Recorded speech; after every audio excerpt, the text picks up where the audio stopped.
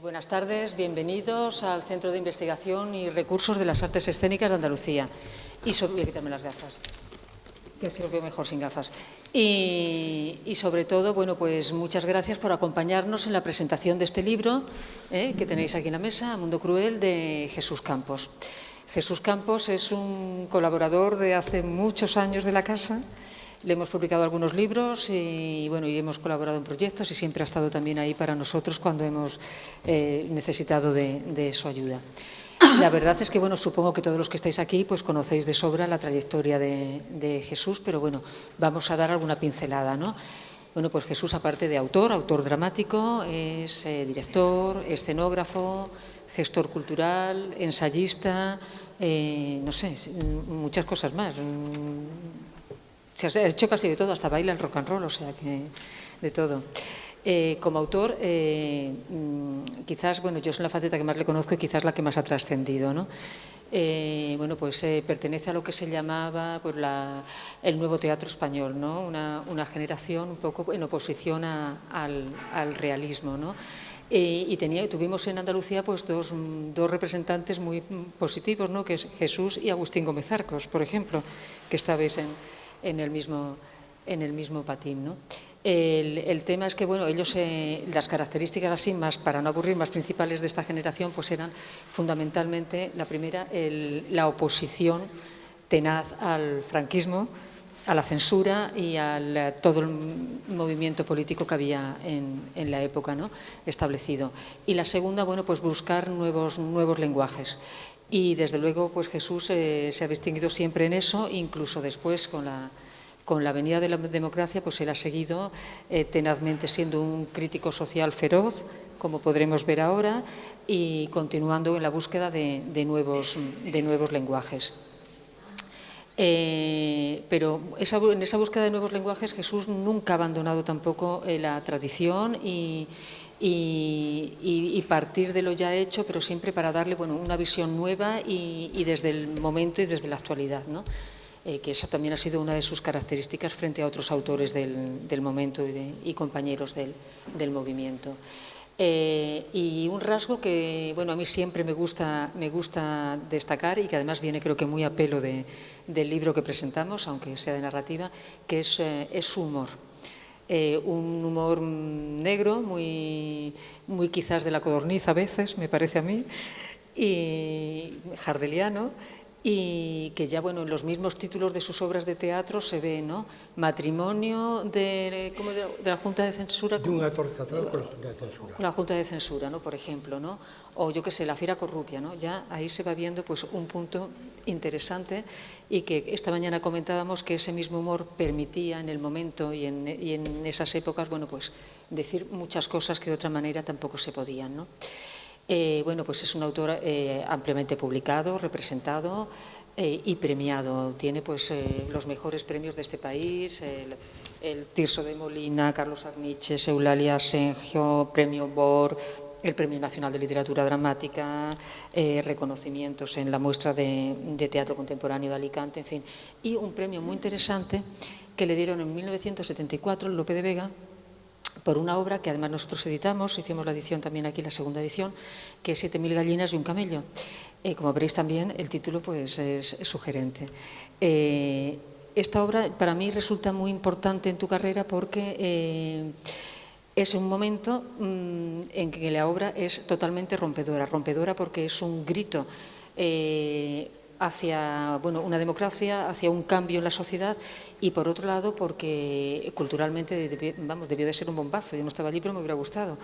La puesta en escena porque su faceta de director y escenógrafo, a él le gusta dirigir sus obras, ¿no? Para que no digan eso los directores de que el mejor autor, y todo eso, ¿no? Imaginad en el María Guerrero, pues todo el María Guerrero lleno de jaulas de gallinas con gallinas vivas. Eso tuvo que ser en este país, en esos momentos, algo absolutamente rompedor y total, ¿no? Otra faceta que sí que me gustaría destacar es la de gestor cultural. Ha hecho una labor al frente de, para mí, dos instituciones. La primera, el Círculo de Bellas Artes, que estuvo como gestor, como programador, llevando incluso a veces 3 salas a la vez, que bueno, hay quien ha visto ahí que fue un poco como el inicio, que fueras precursor de después una serie de salas, ¿no?, así un poco más independientes, más alternativas, ¿no? Y sin duda la tarea que ha hecho al frente de la Asociación de Autores y Autoras de Teatro de España, ¿no?, que ha sido fundamental durante un montón de tiempo, doy fe, con una dedicación exclusiva y a veces rayana en lo enfermizo. Yo te recuerdo en los salones del libro sin parar y era algo tremendo. Y desde allí pues impulsó algunos proyectos como el Salón Internacional del Libro Teatral, que es un encuentro ahora mismo, yo creo que el primer encuentro del libro de teatro de España, y la revista, publicaciones, bueno, y una labor que hizo increíble, ¿no? Pues bueno, además de todo esto, tiene como autor otras facetas que han estado más ocultas, como la de novelista, que ahora vamos a verla y a hablar de ella, y otra faceta que a ver cuándo nos sorprendes, que es la de poeta. A ver cuándo, no te dejas caer con algo. Está oculta. ¿Vale?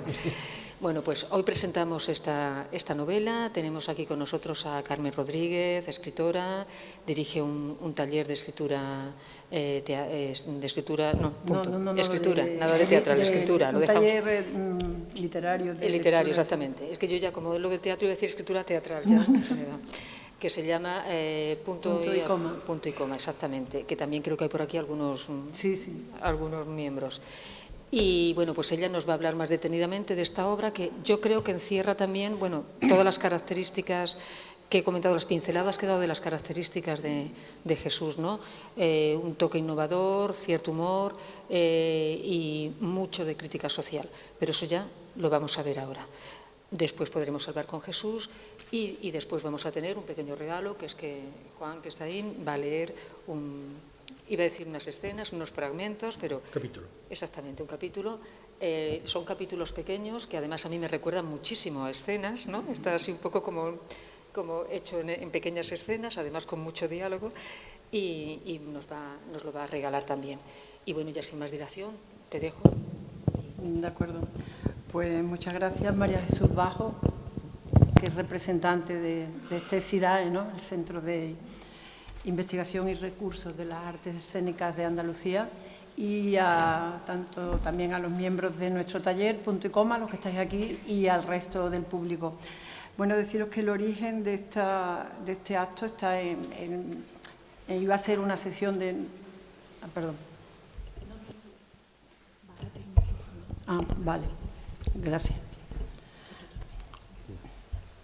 No, que decía que en su origen este acto iba a ser una sesión más de nuestro taller, en el que bueno, nos dedicamos a estudiar un poco en profundidad obras literarias, pero dado que íbamos a dar la obra de Jesús y que también él quería presentarla en Sevilla, bueno, pues aprovechamos la coyuntura para, en vez de que fuera una sesión reducida del taller solamente con los miembros del taller, pues ampliar un poco el público. Y bueno, ya como María Jesús ha hecho la semblanza de Jesús como hombre de teatro, pues esa es la razón por la que precisamente estamos en este sitio, ¿no?, que es un sitio que tiene mucho que ver con el teatro.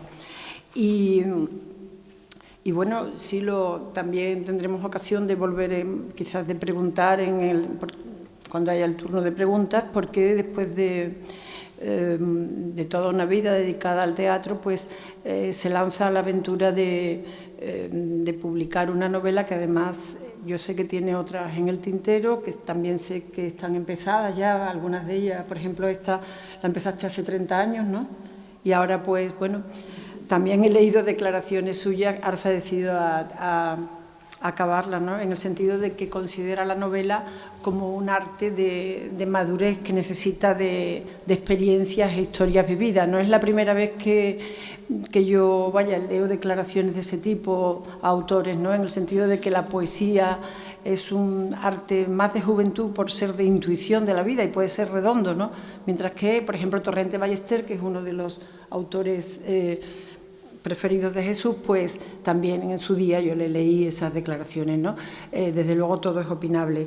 Bueno, también quería decir que hace ya algún tiempo yo, hablando con un amigo, pues le comenté que en nuestro taller comentábamos muchas obras de autores extranjeros, porque bueno, pues la elección es así, aleatoria. Él se echó las manos a la cabeza y me dijo que yo que tenía en contra de las novelas españolas, y por supuesto que hemos dado novelas españolas, que no tengo nada en contra. Y bueno, él no está aquí, pero si estuviera pues le diría que precisamente, bueno, el hecho de que comentemos esta novela de Jesús es prueba de que, bueno, en nuestro taller lo único que nos interesa y nos motiva es la buena literatura, sea el autor español o extranjero, como sea. Bueno, ahora vamos a hablar un poquito de Mundo Cruel, que es verdad que si repasas un poco el teatro de Jesús, o sea, es que, bueno, la sátira social está en el fondo de todo, y si leéis la obra, bueno, es un repaso por, digamos, por todas las contradicciones que están ahí, latentes, y que él las saca a flote, ¿no?, de nuestra sociedad. Bueno, aquí también tenemos un poco, al ser este acto una mezcla de taller y de público que no ha leído la obra, pues a ver cómo hacemos para no destriparla. O sea, que quiero decir que aunque hemos combinado las dos fórmulas, bueno, a ver cómo lo hago para poder satisfacer a quien ha leído y a quien no lo ha leído sin destripar la novela. Solo os diré que, bueno, por Mundo Cruel desfila una serie de personajes, a cada cual más estrafalario, sin escrúpulos, y que recuerdan mucho a los protagonistas del Hombre que fue jueves, de Chesterton, en el sentido de que tienen todos un ideal nihilista de destrucción del mundo, ¿no? Os cito literalmente una frase de la novela, dice: y es que su objetivo, ahí es nada, no era otro que el de dinamitar los cimientos sobre los que se asienta el capitalismo real para regresar felizmente al paraíso terrenal. Y otra cita relativa a este ideal de cargarse el mundo, que si habéis leído algunos lo del Mundo que fue jueves, pues es así, pues es: la prioridad del holding no era el beneficio empresarial, sino extremar al máximo las aberraciones del sistema, ¿no? Entonces, claro, es como un niño, por ejemplo, que esté haciendo un castillo de arena y no le gusta, y en vez de mejorarlo un poquito, pues le da un puntapié, o el escultor que está esculpiendo un busto igual, y pues le da un martillazo porque no le gusta. Y un poco pues estos personajes estrafalarios, y hay que decirlo, indecentes y malas personas, bastante, vamos, yo creo que resulta difícil encontrarse en la vida gente tan sinvergüenza como la que desfila por esta novela, ¿no? Pues bueno, así son los personajes. Después, el escenario por el que se mueven, pues también es un escenario sórdido y cruel, tal como el título indica, ¿no? Pero este escenario sórdido y cruel apunta directamente al absurdo y sin sentido de nuestra sociedad, Y así como Perseo, para cortar la cabeza de Medusa, sin quedar convertido en piedra al mirarla, pues, digamos, en vez de mirarla a ella directamente, miró su imagen reflejada en el escudo que Atenea le había regalado, pues también Jesús, al mirar la sociedad, no la va a mirar directamente, sino a través del espejo deformante del humor y el esperpento, ¿no? Y como ha dicho María Jesús, bueno, pues es una novela de humor, ante todo es que te ríes, ¿no? O sea, y bueno, este humor también tendremos ocasión a ver si nos enteramos de por qué abunda poco en la literatura española de los últimos años, ¿no? No hay mucho humor. Sin embargo, es un humor que sí estuvo muy presente tanto en la primera parte como en la segunda del siglo XX, ¿no? Quizás porque bajo las dictaduras, pues la libertad, el ansia de libertad se cuela por todas las rendijas, y una de ellas, pues evidentemente, es el del humor. Y aquí quiero recordar una obra que dimos este año en nuestro taller, que fue Sombras sobre el Hudson, de Isaac Bashevis Singer, en la cual, bueno, Singer era judío con familia muerta en los campos de concentración, y decía que en los campos de concentración se contaban chistes sobre la propia situación terrible que estaban viviendo, ¿no? Entonces, bueno, y cuando estoy hablando de esta literatura de humor que se hacía en una parte de la primera parte del siglo XX y de la segunda, pues estoy hablando de los autores que María Jesús ha citado en torno a la codorniz. Y son autores pues como Jardiel Poncela, Tono, Miguel Miura, Edgar Nerville y José López Rubio, por ejemplo, y muchos de ellos y algunos que faltan porque son menos conocidos, pero a estos autores el propio José López Rubio, que entró en la Real Academia de la Lengua Española en 1982, los calificó de la otra generación del 27. Hoy día bastante olvidada, tenemos que decir. Bien, todos estos autores van a circular por la senda de Ramón Gómez de la Serna y sus greguerías. Y también Jesús Campo, con su prosa brillante, imaginativa y llena de recursos, pero al mismo tiempo llena de giros muy actuales, que se reconoce como una lengua actual, pues por esta senda también transita, ¿no? La greguería, como sabéis, bueno, pues es como un relámpago de imaginación o algo así. Yo he apuntado aquí algunas greguerías que he cazado al vuelo, tiene muchísimas, o lo que se podría calificar como greguería en Mundo Cruel. Por ejemplo, para una aldaba que va mal, que no funciona, le dice la artrosis de la aldaba de la puerta. O dormir en un colchón de agua es dormir en un río sin ahogarse. O el tragaperras de Hacienda. Los recuerdos son achaques de la edad.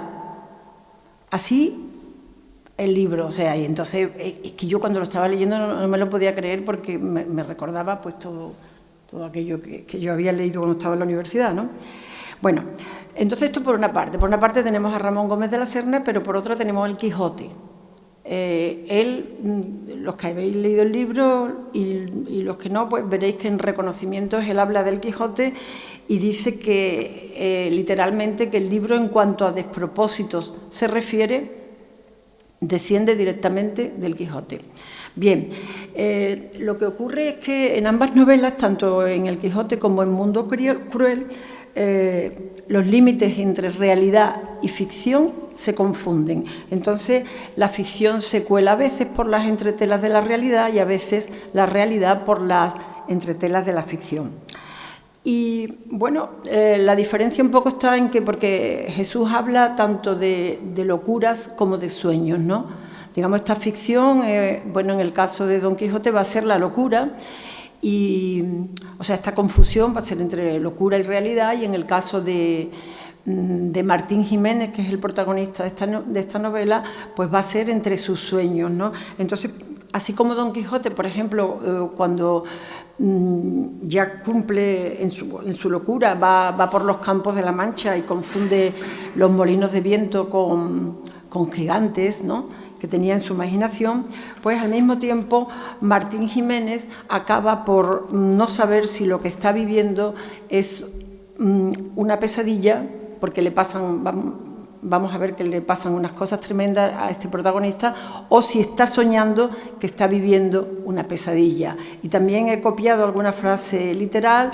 Dice, por ejemplo, no solo soñó que estaba despierto, sino que además soñó que tenía sueño y se iba a dormir, por ejemplo. Y como sus sueños eran tan razonables y su vida tan aburrida, al despertarse nunca podía estar seguro al 100% de si había regresado al mundo real.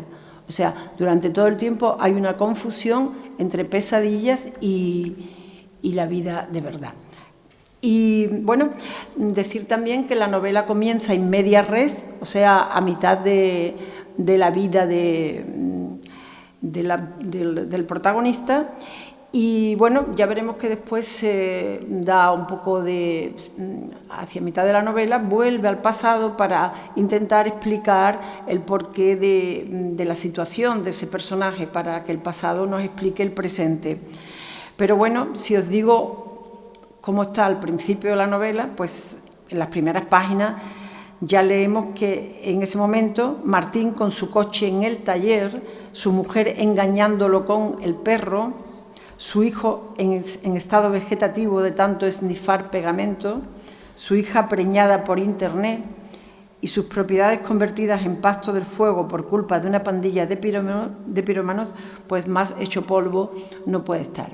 Esto es el comienzo de la novela, hasta que lo captan los del holding, el holding Negocios Peculiares, bueno, que es un holding que está muy empeñado en captar como directivo a Martín Jiménez, porque él es un gran empresario, como veremos, empresario estafador, pero bueno, empresario arruinado. También la novela nos desvelará por qué está arruinado. Y hay un holding que se llama Negocios Peculiares, que efectivamente pues sus negocios son muy peculiares y que intentan captarlo. Nada más enterarte de cuáles son estos negocios del holding, pues ya, bueno, te escandalizas y al mismo tiempo surge la carcajada. Por ejemplo, uno de ellos es el teléfono de la corrupción, que es una línea 900 que permite el acceso a una corrupción más democrática. Y, o sea, tú llamas y ya, bueno, yo lo estoy simplemente resumiendo, pero marcas el 1, el 2, el 3, uno sí que es por autonomía, por municipio y qué tipo de corrupción quiere. Bueno, y otro, por ejemplo, he cogido 2 ejemplos para no cansaros, ¿no? Otro es una red de prostíbulos dedicados, en vez de al sexo, a la cultura, donde los clientes, previo pago, pueden codearse con intelectuales y artistas de alterne, democratizando así también la cultura. Y ahora leo literalmente, y hubo escritores que en una sola noche hablaron con más personas que lectores habían tenido en toda su carrera profesional. Ya veremos y tendremos ocasión pues de insistir en ello, que a la cultura le pega tela de fuerte, porque se nota que es su medio, y entonces ahí se muestra, desde mi punto de vista, mucho más satírico, porque, bueno, lo conoce bien, ¿no? Y bueno, aún así, bueno, pese a tanta locura y disparate, bueno, ya sabéis que Baroja decía que la novela es un saco en el que cabe todo. Cela decía que la novela era todo aquello que editado en forma de libro admite debajo del título y entre paréntesis la palabra novela. Es decir, es un concepto como muy proteico de novela. En este sentido, pues la novela es cualquier cosa. Sin embargo, vamos a ver cómo la novela de Jesús, a pesar de estas definiciones, que uno se puede acoger a cualquier fórmula, sin embargo, su fórmula es bastante clásica en cuanto a los ingredientes que la componen, ¿no? Que son planteamiento, nudo, desenlace, personaje principal, personajes secundarios, un narrador omnisciente que lleva a estos personajes de la mano, pero también al lector, porque el lector evidentemente adopta el punto de vista del narrador omnisciente, ¿no? Después también un espacio geográfico, que es Madrid, salvo algunas escapadas forzosas de los personajes, que tampoco os voy a desvelar por qué, pero prácticamente es Madrid, y el tiempo es el que va desde los años de la posguerra española, pasando por la transición hasta nuestra democracia. Y un poco el hilo conductor de los negocios, bueno, de la construcción y todo eso, el que permite.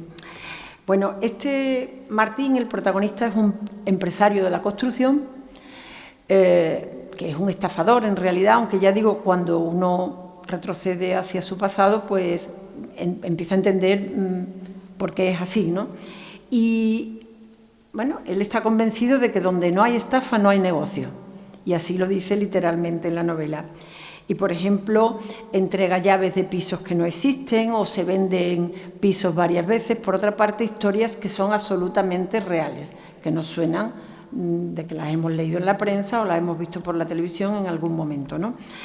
Bueno, y como estafador, a Martín lo podemos incluir también dentro de estas sagas literarias que estoy diciendo, dentro de la picaresca española, ¿no? O sea, como si los españoles lleváramos bueno, será una pregunta, no si es que llevamos el ADN, la picaresca en nuestro ADN, pero bueno, están Rinconete y Cortadillo, por ejemplo, aunque ya sabemos que Rinconete y Cortadillo no se puede considerar una novela picaresca porque no se atiene al canon de la novela picaresca, pero bueno, eso no quita para que Rinconete y Cortadillo sean dos pícaros, ¿no?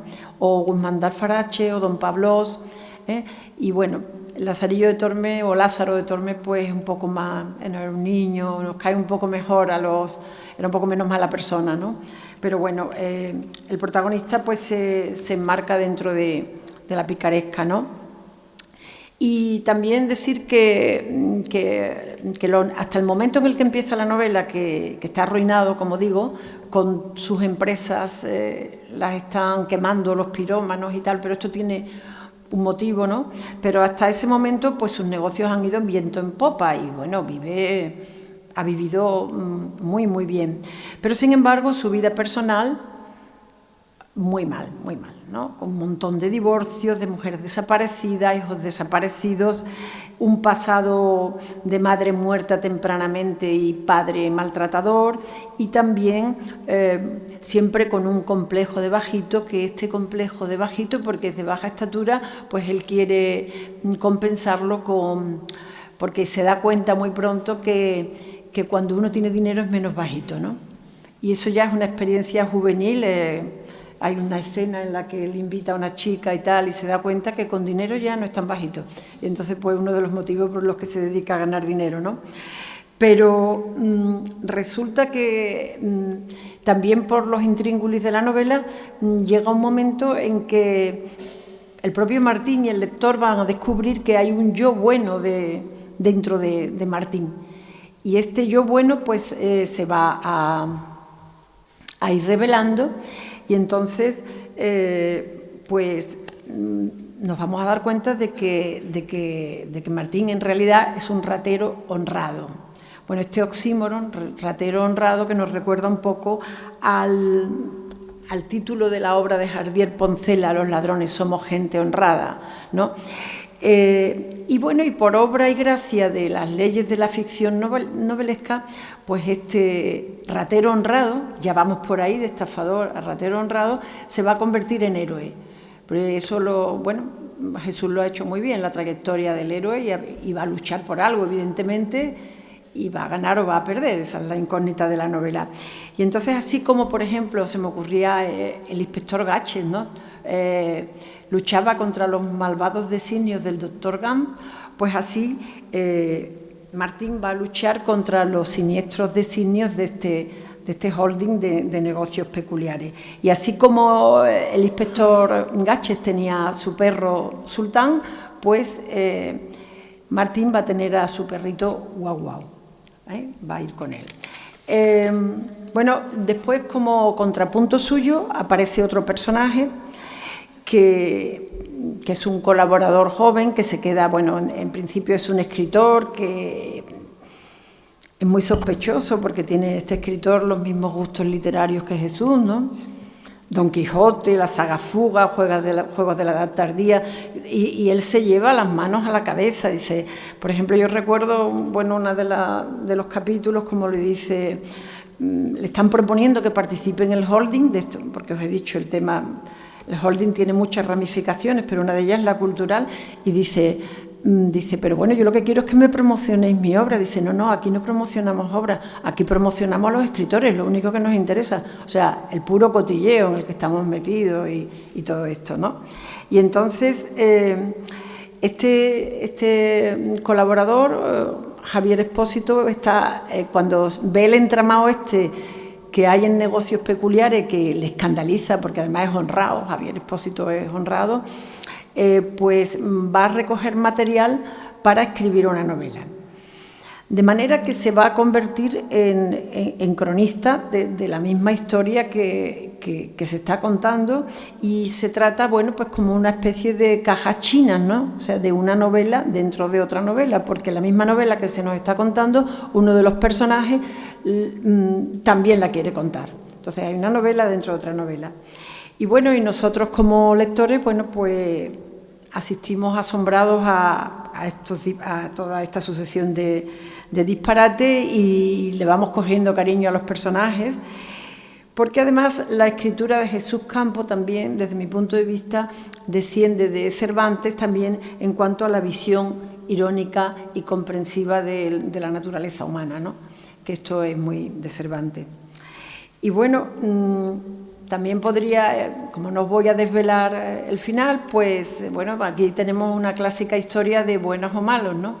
Y si ganaran los malos y le pasara algo a Javier Espósito, que es el encargado de contarnos la novela, pues ya se encargaría Jesús, o el autor, con su Cide Hamete Benengeli particular, que para eso es el autor, de continuar la novela, y así el lector podría seguir leyendo sin mayor sobresalto y pueda también, cuando llegue a la última página, apagar la luz de su mesita sin temor a que ningún frigorífico impertinente, porque se me ha olvidado hablar del frigorífico, que es, bueno, es un elemento importante, se le aparece en los sueños un frigorífico, y entonces sin temor a que ningún frigorífico impertinente acuda a perturbar su sueño, comprobando al despertarse que la realidad sigue estando allí.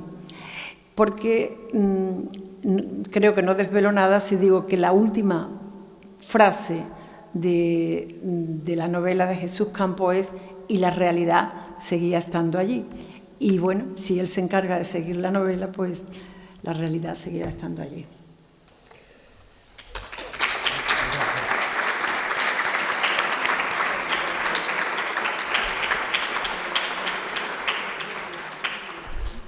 Gracias, Carmen, por habernos paseado por la novela sin destriparla, que es el riesgo que tenemos aquí siempre, que viendo quién la ha leído y quién no la ha leído, es un equilibrio difícil que vamos a tratar de mantener. Gracias a todos por estar aquí y a ti especialmente por dejarnos reunirnos aquí, ¿eh? Así que gracias. Era el sitio que yo tenía que venir porque era el sitio con el que tengo un vínculo. Bien lo has dicho, creo que de Andalucía, siendo yo andaluz, en el lugar en que más andaluz me he sentido, porque eso de que nadie es profeta en su tierra, yo profeta no he querido ser nunca, pero quería haber sido autor y no he sido mucho, o sea, he sido autor más fuera de Andalucía que en Andalucía. Pero aquí se me ha acogido siempre y todos mis proyectos han sido bien atendidos y entonces pues venía aquí como quien viene a casa, ¿no? Entonces permíteme la osadía, pero me siento así, me siento en casa. Gracias, Juan, porque nos va a dar un paseíto por la novela. Y bueno, yo no pensaba decir nada, digo, yo vamos a hablar y vamos a hacer, queríamos que íbamos a dialogar.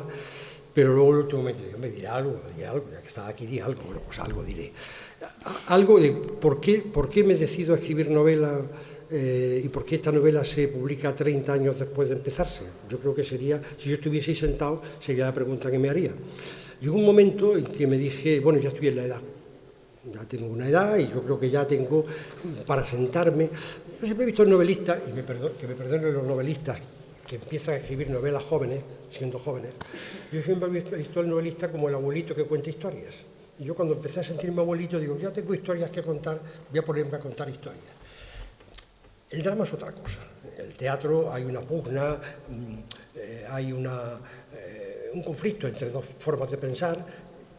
Quien tiene dos formas de pensar es un potencial autor, porque como tiene las ideas tan poco claras como que puede pensar lo uno y lo contrario, se pone a discutir con él mismo y ese es el drama. Ese es el conflicto de dos visiones del mundo que tú enfrentas unas con otras.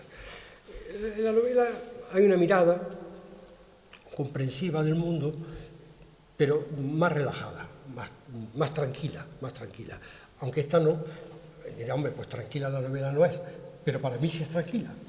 Es decir, yo hace 30 años le dije, bueno, en 90 y tantos, en torno al 90, tenía también crisis personal en aquel momento y decidí pegar un viraje y escribí 3 novelas. Las 3 que tengo sin editar. Lo que ocurre es que dije, bueno, ya tengo bastantes problemas con el teatro para ponerme también a editar novelas y que empiecen a darme palos también con la novela. O sea, con el teatro ya me sobran conflictos y cabladeros de cabeza.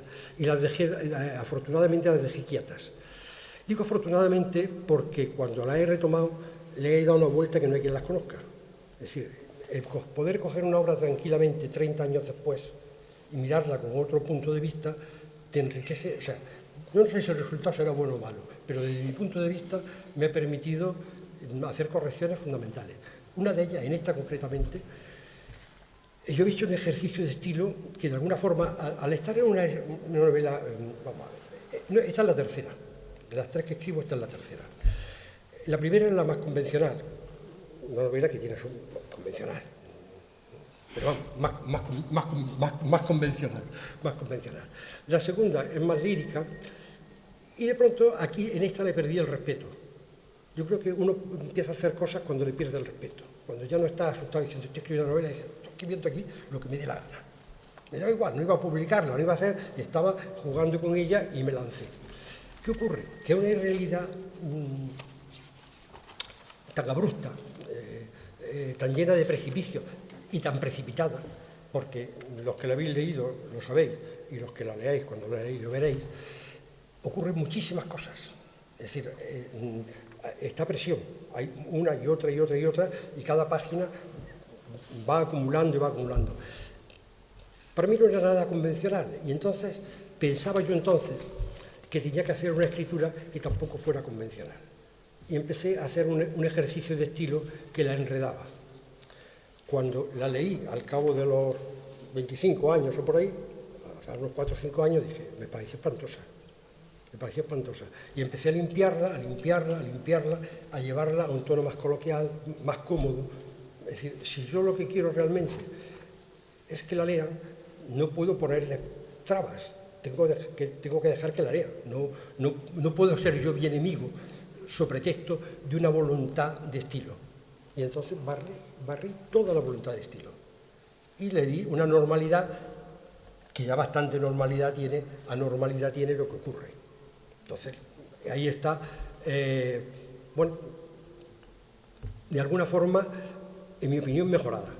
Y hace aproximadamente unos meses he terminado de corregir la segunda, que necesitaba menos corrección, y tengo a medio de corregir la tercera. O sea, el plan es que ahora, que tengo menos estrenos y menos teatro, voy a ver si publico las 3 novelas. Es decir, ese es el motivo que tengan 30 años de antigüedad.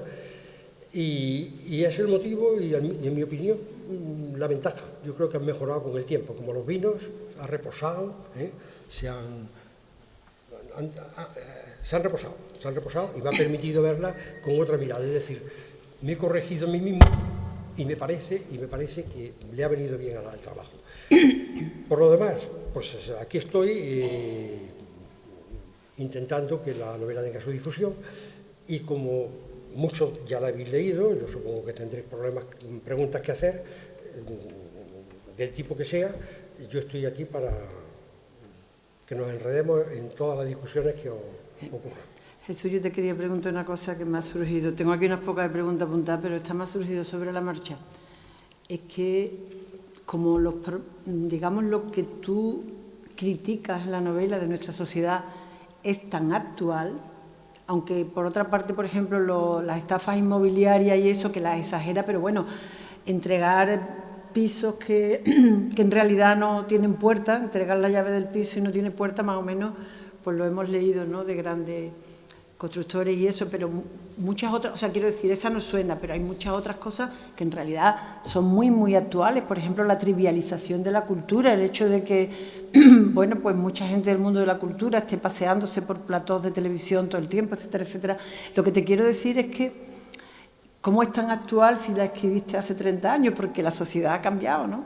No. ¿Tú crees que básicamente es lo mismo? En esencia yo creo que sigue igual. Se va actualizando en la forma, en la pátina, pero en la esencia los problemas están ahí, son los mismos. O sea, estafadores, vendedores de humo. Yo lo que sí diría es que, aunque se ve en la novela cuando hay mucho disparate, no he inventado ninguno. Yo no me he inventado absolutamente nada. Yo simplemente he mirado y he contado lo que he visto.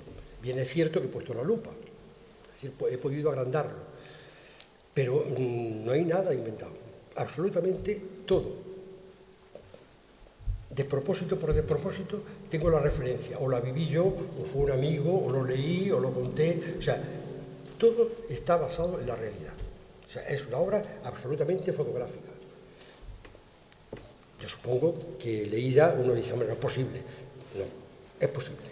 Es posible. Cualquiera, además, estoy aquí, los que lo habéis leído decir, aquel disparate tal, yo os cuento de dónde salió, y os cuento...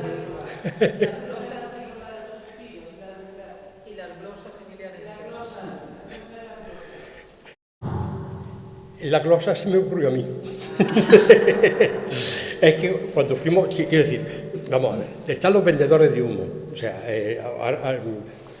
Carmen me contaba hace un momento de cómo hace poco habían vendido en 20 euros una Barbie, la caja de una Barbie, la caja vacía. De una Nancy. Precisamente en el programa hace poco de los viveros, pues estaban diciendo que se había vendido por internet la caja vacía sin la muñeca dentro. Y entonces decían que cuánto habían pagado por ella, tenía que adivinar el precio que habían pagado por ella. La propia Aitana, porque la muñeca era de Aitana, esta caja de ahora que se le que hace tiempo, pues dijo, pues €1, ¿no? Porque comprar la muñeca, la caja normalmente se tira, ¿no? Y otro, el otro dijo 5, 6 euros, 20 euros, y eso era real. Se había pagado por internet, por las redes, 20 euros por una caja de muñeca vacía. O sea, vendedores de humo ha habido siempre, Bien es cierto que en esta ocasión, y fíjate, ese capítulo es un capítulo incrustado muy posteriormente a la escritura de la novela. O sea, ese capítulo entra en esta segunda recreación, porque, y además, bueno, lo cuento por si tiene algún interés, hubo un momento que pensé, esta novela ha dado muchas vueltas, hubo un momento que pensé hacer algo más complicado, hacer algo, una novela por internet en que fuera complicando vídeos con imágenes, con noticias, de forma, bueno, y entonces empecé a trabajarlo y se me ocurrió este capítulo de la glosa y luego ese proyecto se me vino abajo, pero como me gustaba el capítulo como había quedado, lo metí. Pero es justamente una cuña que meto posteriormente en la reforma que hago ahora no está en la escritura original. Estuve en Yuso y de pronto la glosa, y se me ocurrió, me dio por no la glucosa, no lo que tiene el glo de azucarado, y entonces dije, bueno, y tuve la ocurrencia, fíjate, has dado en el clavo, tuve la ocurrencia de que eso no está tomado de una anécdota personal que haya vivido. Se me ocurrió allí sobre la marcha, lo retuve, y luego ya a partir de ahí, o sea, yo bromeaba, digo, ¿cómo es que no venden glosas? Como en todas partes que vas, siempre te venden algo. Digo, aquí estos frailes no venden nada, se me ocurrió que vendan las glosas. Y fue una ocurrencia mía personal. Son cajitas vacías también las glosas. Sí, bueno, porque ella... ¿Cómo? Son dulces, se sí, supone. pero son penas, son desgracias, son no sé qué. Es igual que los cafés que se toman, ¿no? Sí. Que se toman, los chocolates, los bizcochos, en esas reuniones son... Sí, son todos, claro. Y decía, cuando el que venía a hacer buñuelos de viento, un vendedor de buñuelos de viento, decía que poniéndole mucho viento no hacía falta ponerle más. Entonces hacía, el buñuelo de viento era el viento, simplemente. Bueno, pues esa venta de humo es una constante, porque es una constante en nuestra sociedad. O sea, cualquier cosa que te venden, pues tú la compras. Hay gente que compra, si alguien pone algo a la venta, alguien lo compra. Y empieza con un elemento en el que todos hemos entrado, el agua mineral. Aquí estamos. Es decir, dice que es mineral y como es mineral, pues la paga. No sabe por qué es mineral, es que la otra no es mineral. Todo el agua sale del mismo sitio. Bueno, pues el tratamiento y el inicio de negocios peculiares es la venta del agua mineral. A partir de ahí, luego van saliendo otros vendedores de humo. ¿Algún otro? Dime. No, yo te iba a pedir, porque no sé lo que se puede alargar, si te parece que lea y luego me quedo más tranquilo porque yo tendría que irme en un rato, no sé cuánto puede ser porque no sé cuántas personas van a preguntar. Nosotros vamos a estar hasta las 9:30. Hasta las 9:30, o sea, que decir, hasta las 9:30. No, pero si tienes... Vamos a ver, son las... ¿Cómo? No, bueno, no sé, se trata de que el fundamental, o sea, el cuerpo básico del acto fuera un comentario, sobre todo porque hay muchas personas del taller que entiendo tienen costumbre de comentar el tema de la novela que han leído. Yo como queráis, pero ¿cómo lo vamos a hacer? Sí, bueno, venga. Bueno, además tiene la ventaja de que así os hacéis una idea de lo que estamos hablando, o sea, que está bien que lo leas, ¿no? Y después ya tú te quedas el tiempo que puedas. Venga. ¿Tienes el papel allí? Sí, yo lo dejo aquí.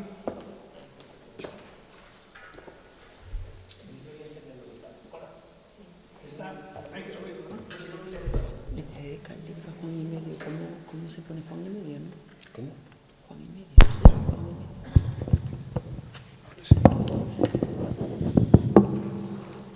Bueno, yo lo primero quiero dar las gracias a Jesús porque Él me permite de vez en cuando reivindicarme desde el daño que hago en la televisión, venir a actos. Bueno, yo quiero decir antes que tuvimos una experiencia juntos, que fue el montaje de Triple Salto Mortal con Pirueta, en la que tuve la suerte de llamarle y él tuvo La inconsciencia. la inconsciencia de decir voy.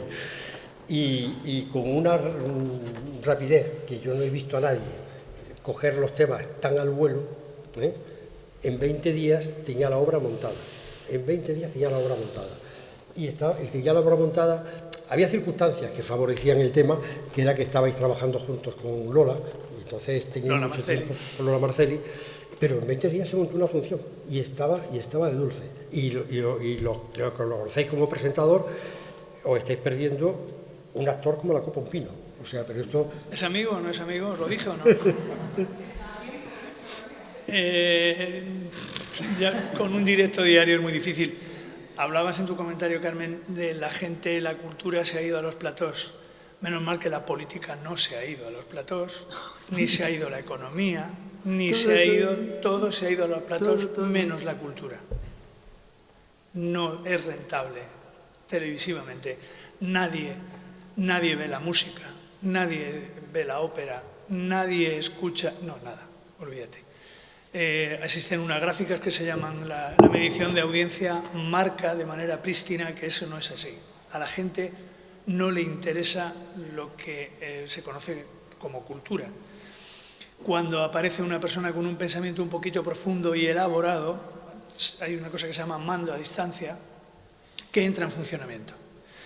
Y es mucho más fácil digerir el engrudo mediocre, que como todo el mundo sabe, inunda cualquier rincón de esta sociedad, que ponerse a pensar y reflexionar nos puede llevar, como todo el mundo sabe, a entrar en contradicción con uno mismo. ¿Para qué? Si nosotros tenemos una carta y 5 días para reflexionar, ¿para qué? Es mucho más fácil tragarte lo que te dan, que ya viene digerido, sin aristas, para que eso tenga audiencia. Porque en el momento que la gente tropieza con el pensamiento abstracto o profundo o reflexivo, la gente no va a la tele para ver eso. Una minoría sí, pero en general no. Yo tengo la suerte, presumo de ello, de vivir historias humanas de seres anónimos. Y eso a mí me enriquece muchísimo, me siento útil y de vez en cuando tengo la suerte de... hay unas confluencias, unos puntos de contacto con personalidades como la de Jesús, a quien admiro y a quien doy las gracias, porque cuando yo comenzaba en mi vida pública tuve la suerte de entrar en una situación de priorizar unos valores sobre otros, y él me ayudó muchísimo, primero dándome la confianza de defender su obra, que eso es algo que a cualquier persona, a mí por lo menos, me inunda de felicidad. O sea, ¿no?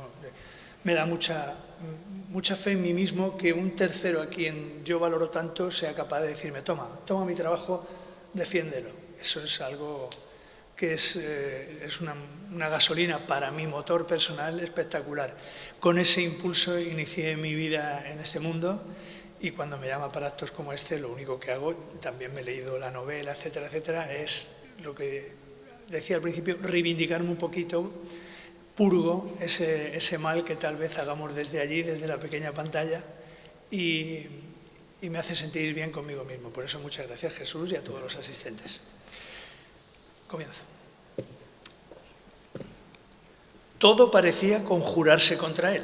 Sin embargo, conforme avanzaba por los vericuetos de su infancia, una voz interior le decía que entre tanto precipicio tenía que haber un refugio en el que confluyeran las demandas de su piel con la sonrisa fotográfica de su madre, que guardaba consigo como una bendición. Nunca hubiera imaginado que ese lugar pudiera ser un circo. Fue el día de su cumpleaños, 13 cumplía ya, cuando el padre pensó que no estaría mal hacer de padre en una fecha tan señalada. Así que llamó al niño, hacer de padre sin hijo carecía de sentido, y cogiéndolo de la mano, como había visto que era costumbre, lo llevó a ver el espectáculo. Ya verás qué peligro, le decía. El otro día, en Albacete, los leones se comieron al domador. Aterrado quedó el pobre, temiendo que hubiera llegado la hora de pasar a mayores. Los leones iban a devorar a un hombre. Así de terrible iba a ser la lección que su padre estaba dispuesto a darle. A esto debía referirse cuando le advertía que la letra con sangre entra. Él ya había visto películas de romanos en las que los cristianos eran devorados por los leones, pero en directo y en silla de pista no sabría si lo podría soportar. Además, que se había puesto el traje nuevo, y aunque pueda parecer una cuestión menor, le fastidiaba la idea de volver a casa con la ropa ensangrentada. Pálido estaba, como si le hubieran dado una mano de cal. Sus ojos grandes, desorbitados, permanecían fijos en la pista de serrín. Para empapar la sangre, pensó. ¿Cómo estaría de aterrado que ni siquiera reparó en el payaso que rifaba muñecas y balones de reglamento? Ahora, fue encenderse la luz y atacar la orquesta, y la vida interior le salió a la cara. Aros arriba, bicicletas cojas, la cuerda floja, trapecios, trampolines, lo imposible subido en lo imposible. Su corazón corría por la pista llena de salto en salto, de equilibrio en equilibrio, de voltereta en voltereta. Estaba todo tan en el aire que en el aire se sentía él. Además, eran tantos y tan alboretados que no le daban respiro. Acróbatas, equilibristas, contorsionistas, malabaristas, trapecistas, funambulistas. En cada imposible se hubiese quedado a vivir. Pero el tiempo jugaba a la contra y apenas le daba tiempo para detenerse en la paloma que nacía de un pañuelo o en las bofetadas de los payasos. ¡Y qué bofetadas!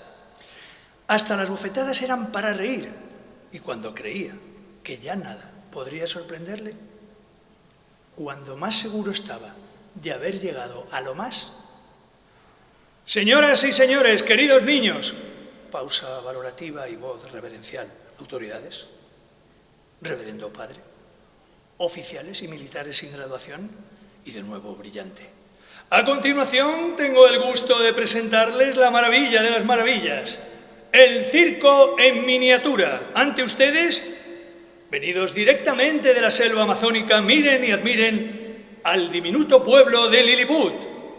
Expectación, fanfarria, pasillo de los mozos de pista uniformados, la luz que se concentra en la cortina y a la carrera, como escapados de una incubadora que no los hubiera acabado de cuajar, 10, 20, 30 seres pequeños, hombres, mujeres, niños, igualitos a los que antes miraba con asombro, solo que ahora reducidos por un mago o por la lavadora que los hubiesen cogido. Si sus ojos hubieran sido de cristal, allí mismo habrían estallado en 1000 añicos. Y como una nota aguda que sobrepasara las más altas vibraciones entre la troupe de enanos esbeltos, una mujer muy niña o una niña mayor. Así era el contrasentido de su apariencia y su tamaño. Se apropió de su mirada y ya no vio nada más que no fuera su pelo, que volaba tras ella con gran algarabía, o la inexplicable brevedad de su cintura o el brillo de su piel. Cada parte de su cuerpo era el compendio de una dicha futura, y por todas avanzaba esperanzado, como si vislumbrara un oasis.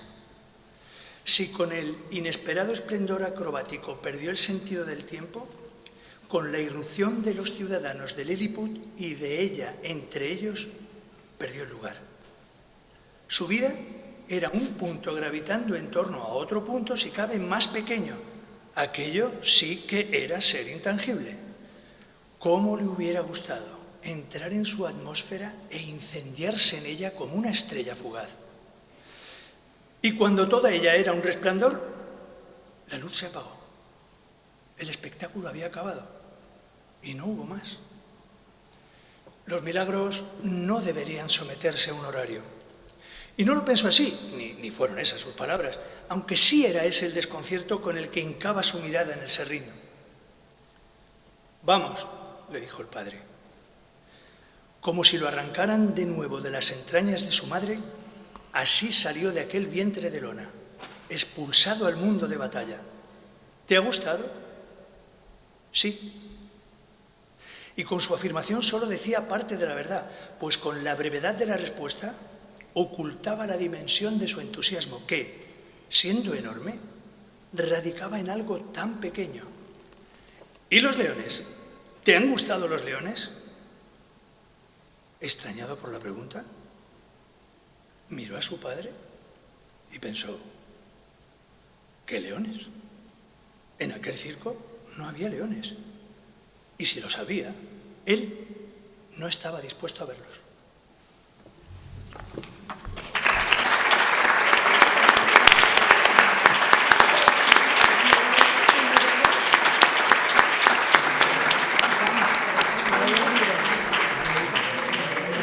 Bueno, pero yo no voy a ir.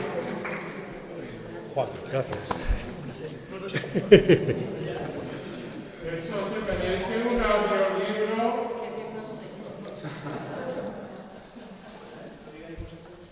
Si tuviera tiempo, me imagino que no, vamos.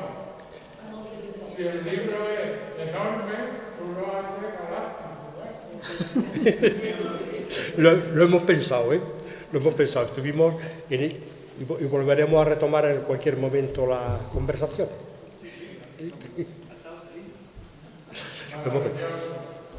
Sí, sí, hay que planteárselo,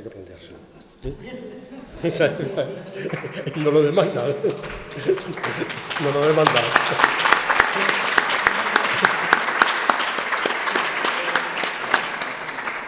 Bueno, pues esa es la historia del circo, de la parte central que decía Carmen, cuando se vuelve a explicar por qué ese personaje picaresco o estafador ha llegado hasta ahí. Ha llegado hasta ahí, bueno, porque su infancia, y había que contar la infancia, le ha empujado a eso.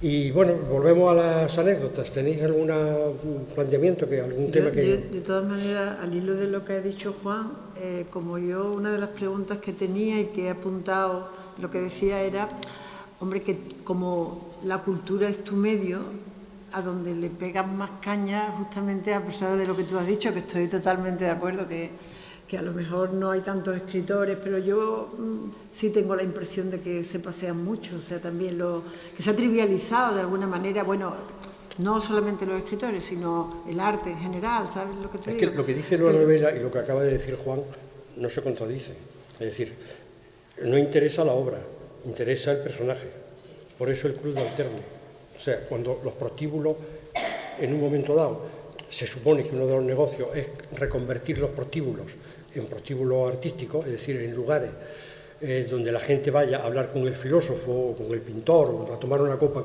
es porque el personaje, en la medida que es anecdótico y que es, bueno, del cotilleo, tiene un interés.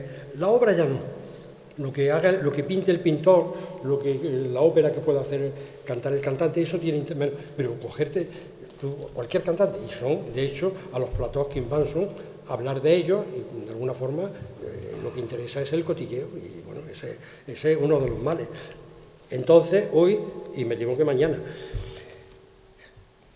es que es así, quiero decir que no es que yo... ¿Te imaginas que Miguel de Cervantes hubiera podido ir a la vida? La vida de Cervantes, hombre, casi me interesa más que su obra.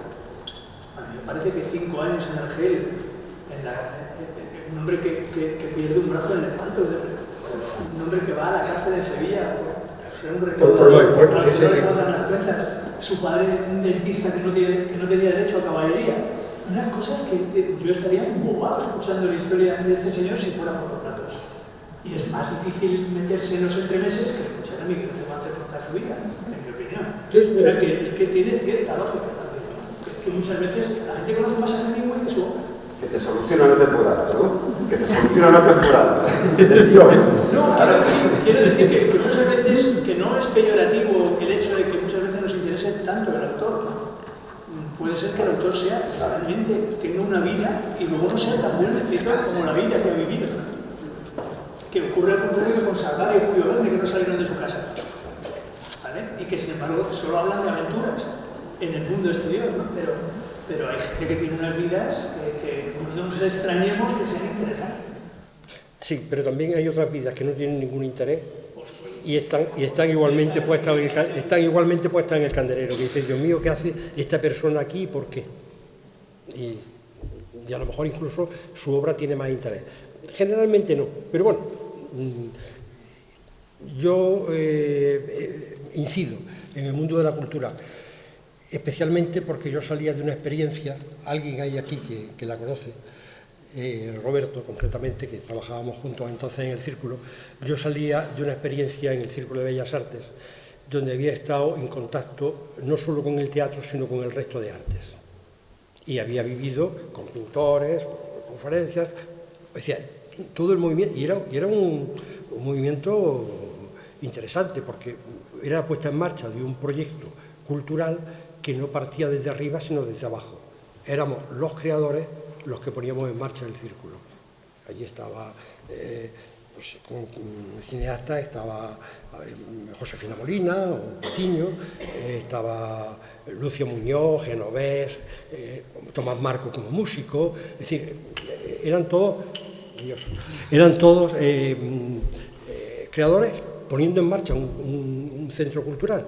Bueno, pues aun siendo una experiencia privilegiada,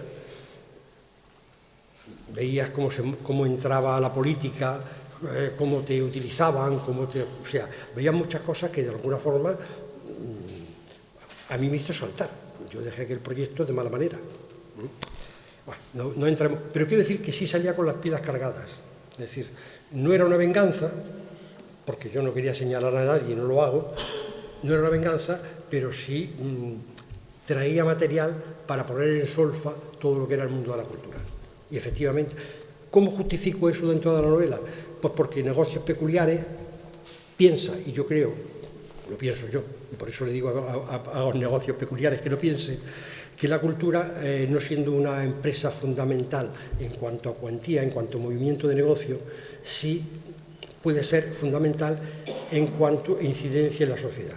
Y como Negocios Peculiares se plantea elevar las aberraciones que hay en el mundo hasta el extremo máximo para que la sociedad salte por los aires, piensa que la cultura es un elemento donde pueden dinamitar la sociedad. Y por eso tiene en la primera parte, es decir, Martín entra, cuando se forma esta sección de Negocios Peculiares, que es la cultural, entra al frente. Y entonces, bueno, aunque hay otros negocios de los que se habla, el teléfono de la corrupción, por ejemplo, al que tú aludías, el puenting, por ejemplo, o los buñuelos de viento, o sea, las muchas cosas de aberraciones que se citan, la cultura es troncal, o sea, porque es donde está trabajando el protagonista. Dirige, se ha puesto a poner en marcha los negocios de culturales del holding.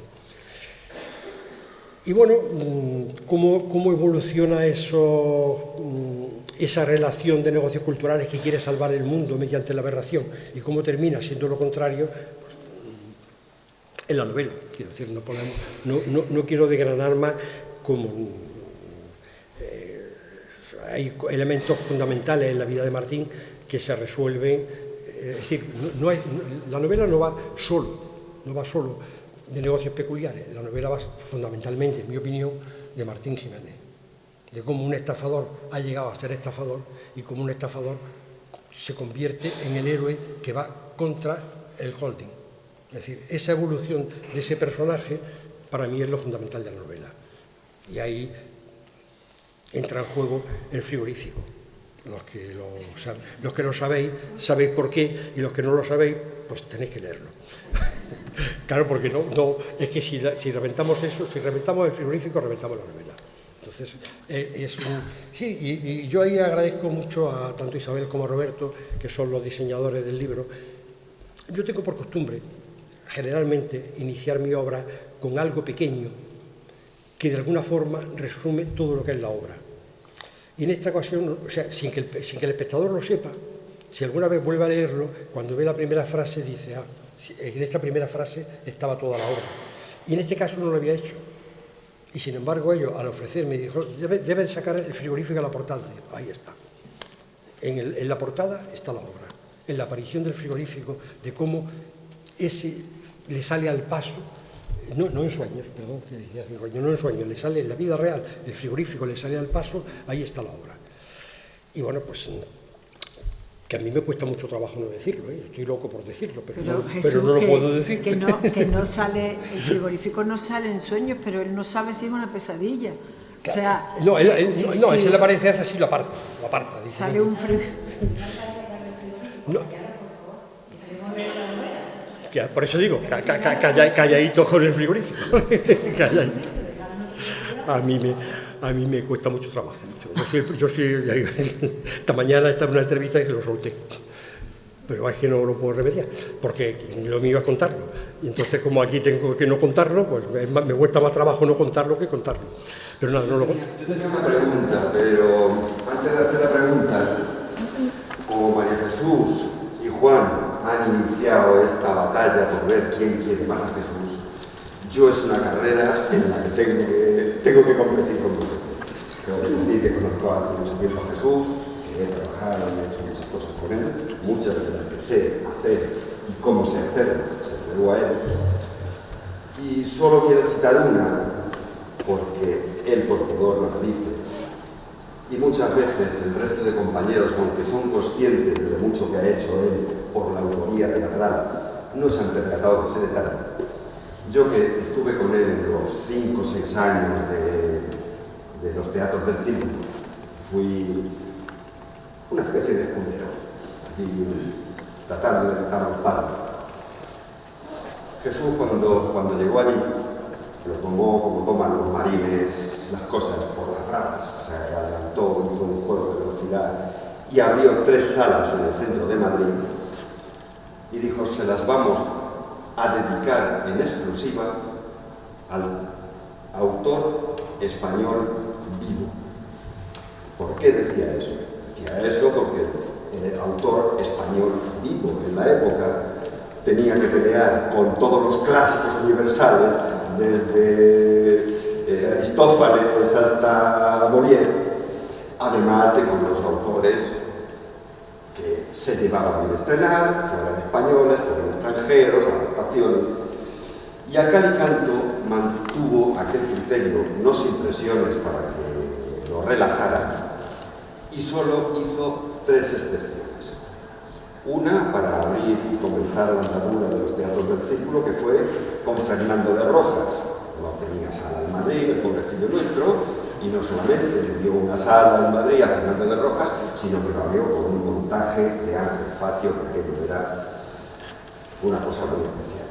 No solamente con un montaje de Ángel Facio, sino con una serie de actividades paralelas hechas con 2 pesetas y muchas horas de trabajo que todavía no ha habido institución española que haya hecho nunca. Es decir, porque se hicieron exposiciones, se hicieron estudios con profesionales de la lingüística y de la literatura, y se hizo una cosa que no, de la Celestina, y se hizo una cosa que le hizo incluso hasta apear la programación de la Celestina a Miguel Narro, que en aquel momento vendía que iba a abrir la temporada en el Teatro Español con la versión íntegra, haciendo cena en medio, porque duraba 5 horas. Allí se hizo una grabación de la lectura de la Celestina que duraba 9 y media, con lo cual aquello demostraba que era inquedable a escena. Bueno, quiero decir que esa revisión de la Celestina que hizo Jesús en aquella excepción a la regla no se ha vuelto a hacer. Otra fue con la muestra sobre Samuel Beckett. Una muestra que también está, hay libros y documentación, que no ha habido una revisión sobre Beckett en este país con la seriedad y con la pulcritud que se hizo aquí. La tercera excepción, y la que es para mí más importante, es que el resto de esos 5 años, todos los autores, de aquellos autores vivos españoles que pasaron por allí, fueron todos los que tuvieron acogida, menos él mismo. Él nunca puso sus cosas en el Círculo de Bellas Artes, siempre estuvo a disposición del resto de los compañeros. Como yo sé que él eso no lo dice por pudor y que no se comenta, porque es un detalle que solamente lo saben que está allí, pues bueno está que lo sepáis vosotros también. Y ahora te pregunto sobre, bueno, te iba a preguntar una pregunta supongo que muy a la mano, y que escribir teatro y que escribir novela pues es un poco ponerse y tener un oficio. Pero me da la sensación de que hay una pista aquí, ¿no? Es decir, porque se te ve subirte al escenario y dirigir la actriz. El momento es cuando Martín, un poquito antes de entrar en la universidad, se va por segunda vez de putas, a ver si el hombre se consuela un poco. La ballesta, ¿no? A la ballesta. A la ballesta. Y están allí las mujeres haciendo la calle y se le acerca una mujer a ofrecerse. Y entonces lo cuenta de dos maneras. En una me parece a mí que veo al director de escena que está arriba diciéndole a la actriz cómo tiene que decirlo, porque dice, se dirigió hacia él y con seguridad, burla, ternura, emoción, distancia, dijo tan solo, vamos. Que parece que te estoy viendo encima diciendo solo a la actriz cómo tiene que decirlo, pero es que luego va el tío y lo repite esta vez, no sé si quiere ser Cervantes o quien sea, y dice, y como una joya le ofreció en el estuche de sus restos esa primera persona del plural, del presente e indicativo, de tan humilde verbo irregular. ¿Cómo es esto de las palabras para ser dichas, para ser leídas? ¿Eso cómo lo haces tú? ¿Cómo lo haces tú? Pues pensándolo poco. Pensándolo poco y diciendo lo que tiene que decir. En el vamos, a mí es un pasaje que me produce especial ternura, porque venía de otra experiencia. Esto sí lo podemos contar porque no afecta al núcleo de la novela. Él vino de una experiencia juvenil, infantil, de un prostíbulo absolutamente degradado, que es en la Plaza de Castilla, la mujer con la pierna puesta en la piedra, el bolso abierto, los clientes en fila y limpiándose y cobrando en el bolso el mismo movimiento, o sea, bueno, y entonces el niño allí mirando y la gente, ponte la cola, no sé cuánto, en fin, o sea, es absolutamente deprimente. Y de pronto el segundo contacto con la prostitución, que es se produce un acto de amor. Así, no hay más. Y vamos, el tío va y se produce una cosa tan maravillosa que en un colmado, los picadores, las bailadoras, los guitarristas que ha pintado en la pared, cuando termina se ponen a cantar. Y terminan por bulería y por palmas, porque lo que han visto es intenso y es verdad. Y no pasa más. Entonces, a mí esa parte pues, me ha gustado siempre. Entonces, desde el vamos, hay mucho cariño puesto ahí. Y no más. O sea, de pronto, en tanta degradación, en tanto tosco, de pronto hace así. Y se da el milagro. Y no dura más, no se ven más, pero ha pasado. Bueno, pues ese es el vamos. Pequeñito, sin pensar. Simplemente entregándote. ¿Alguna otra cosita? Aunque has dicho que realmente lo que es la historia, la vida de Martín, todo eso,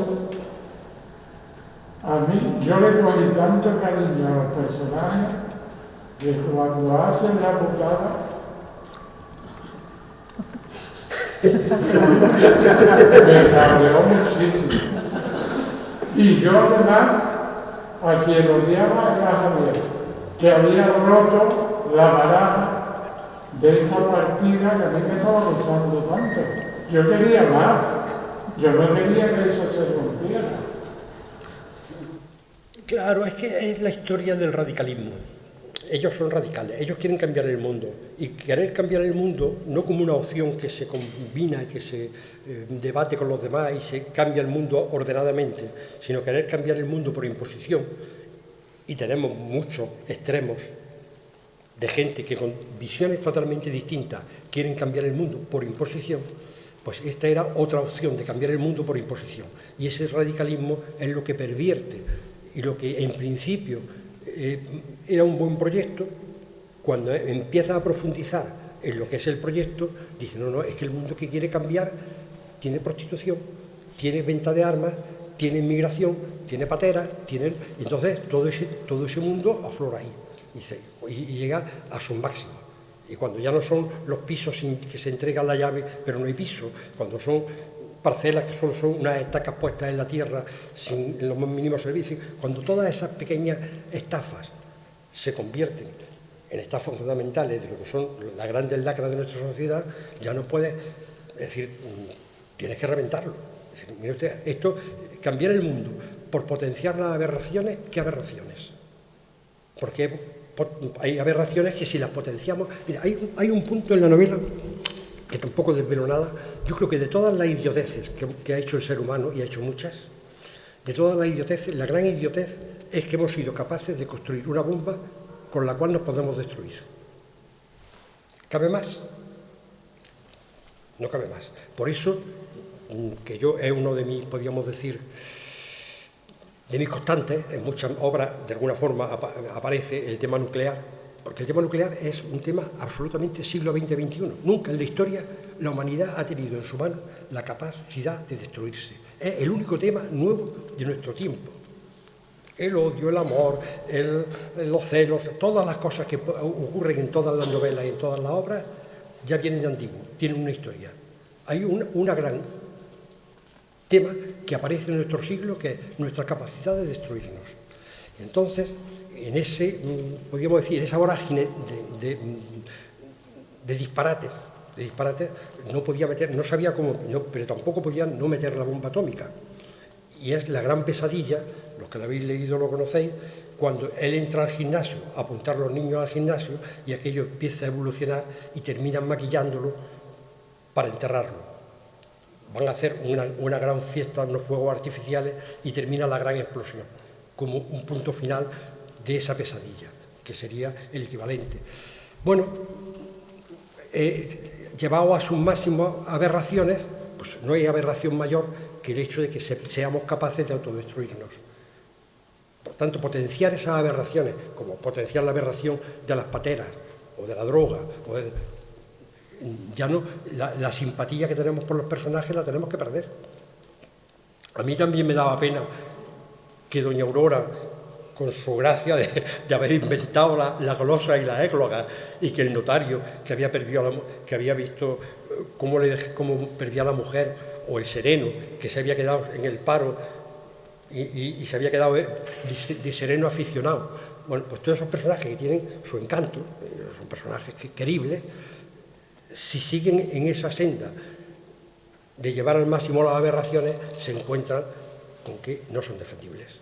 Y entonces, por mucha pena que dé, hay que evidenciarlo. Hay que evidenciarlo. Lamento.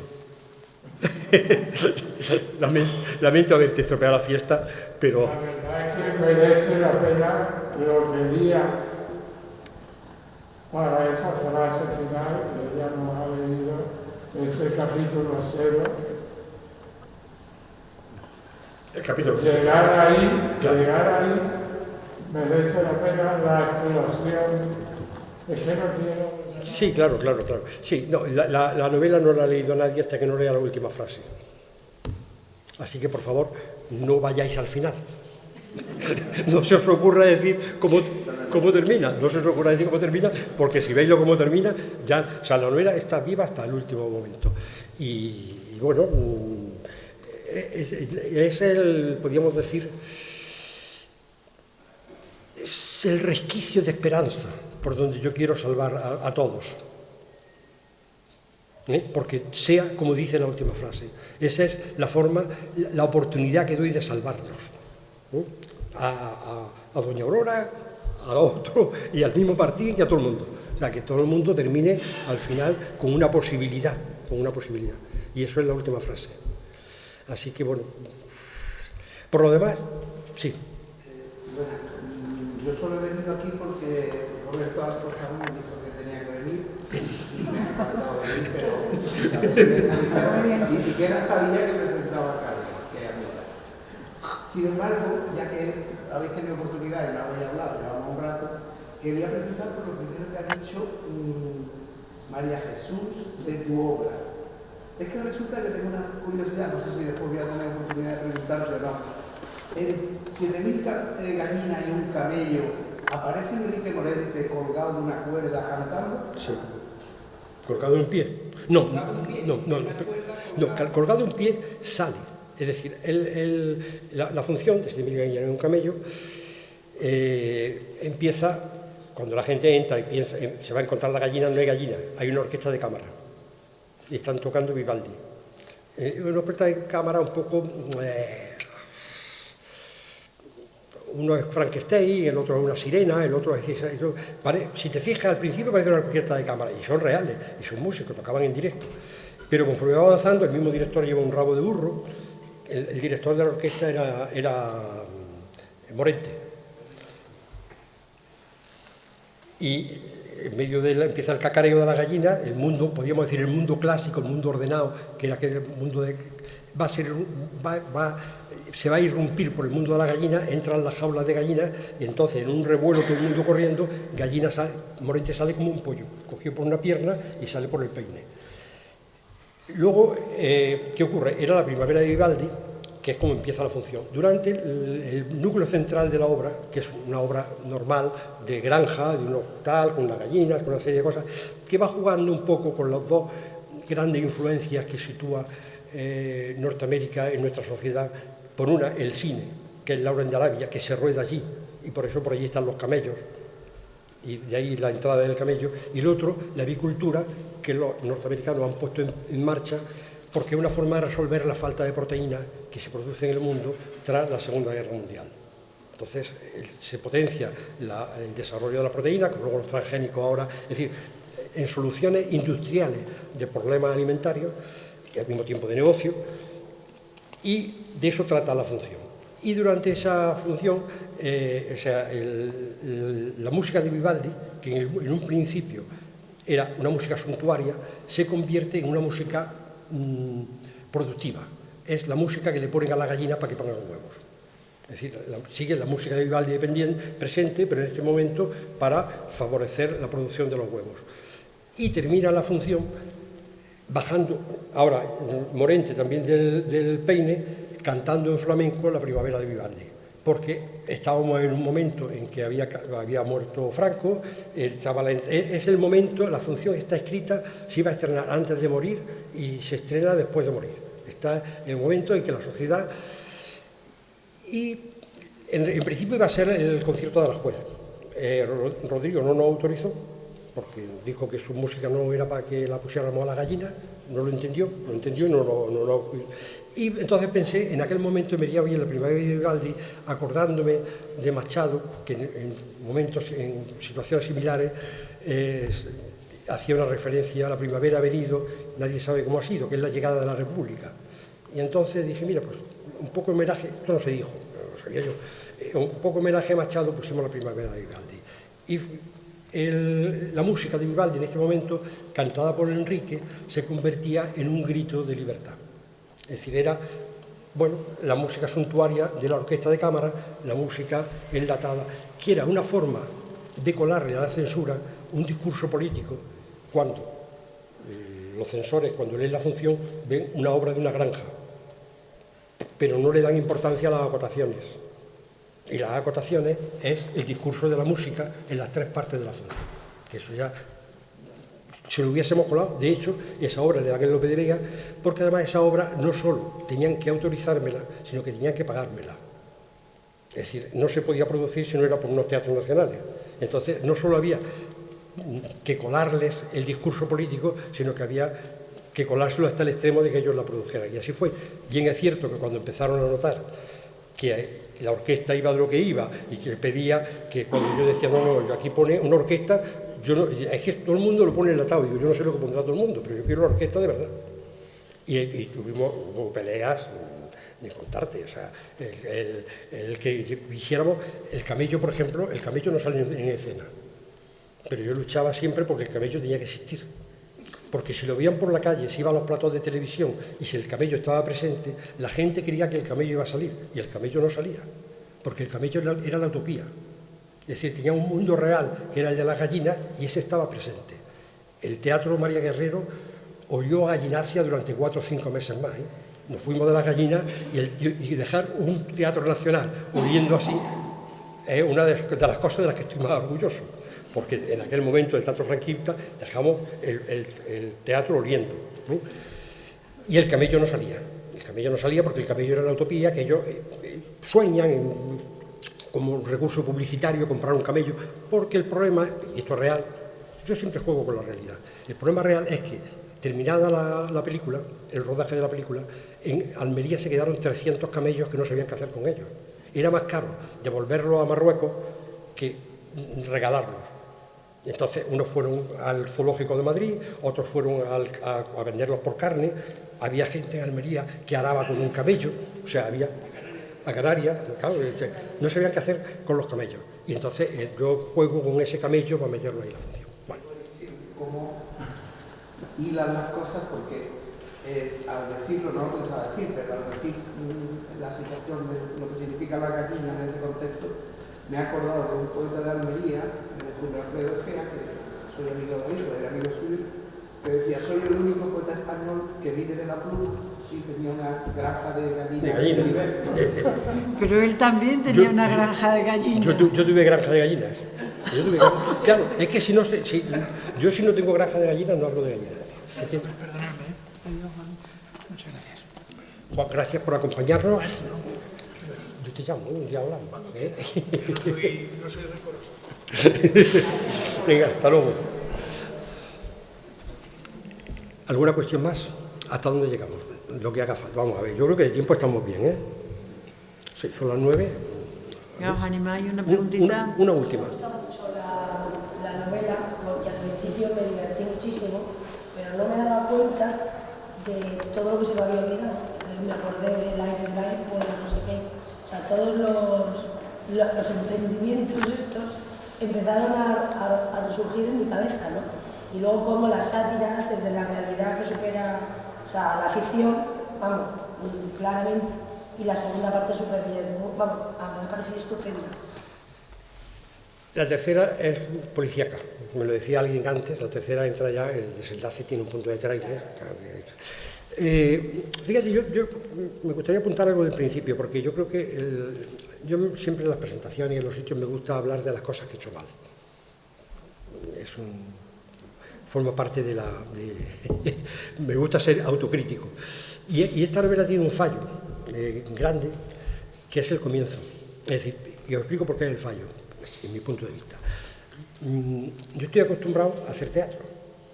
Y entonces me gusta siempre al principio desconcertar, salir con algo que el público no sabe por dónde va. Pero claro, ahí tengo una ventaja, y es que están sentados, no se me van. Se han pagado, están sentados en la butaca, y entonces yo me puedo permitir 5 o 10 minutos mareándolo, sin que sepan por dónde van, y al final todo ese mareo tiene que concretarse. Yo nunca engaño, yo equivoco, que es muy distinto engañar a equivocar. Entonces yo juego con el equívoco. Entonces ese comienzo del equívoco luego lo voy reconduciendo y termino cerrando la novela, cerrando la obra. ¿Qué ocurre? Que eso en teatro tengo una ventaja, y es que los tengo sentados y no se van a ir a los 10 minutos. Pagan la entrada, están allí, ya se esperan, y luego se dan cuenta que no es tan loco como parecía. Y aquí, sin embargo, empezar la novela con el poema es un riesgo enorme, porque una de las constantes que me encuentro en los comentarios de redes que la gente hace de la lectura de la novela, es decir, al principio me costó mucho engancharme. No te pasó a ti, pero mucho. Dice, al principio, luego dice, pero merece la pena. O sea, y yo digo, Dios mío, y es que justamente ese primer poema en una novela seguramente tira para atrás. creo yo. No, quiero decir, no.